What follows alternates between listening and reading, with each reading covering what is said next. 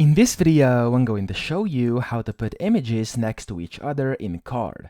So this is actually very simple. The first thing you want to do, you want to open up your page, your website, and you want to click on this plus icon up top and click on Container. Now once you do this, click on that so this left-hand menu pops up, and where it says Type, click on that and select Columns. So once you do that, you basically can now put images in here by just clicking on over here to select in the container. You want to click on the plus button and you want to click image. As you can see, the image has been placed in here, and you can basically just do this again by clicking the plus button, image, and you can just move it over here to the right, and now you have the first image, which let's see if I can upload for this instance. There we go. I can just put it here on the left, and then this one is going to be here on the right. I'm just going to put in the exact same image for this instance.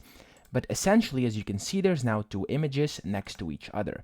Of course, you can go back into this container and you can even add more of them over here. You can add more of these columns, and you can just keep on adding images in here and just dragging them inside this empty field and just putting in whatever you want. So that's pretty much it. I hope this video helped you out. If it did, please subscribe to the channel and help me out as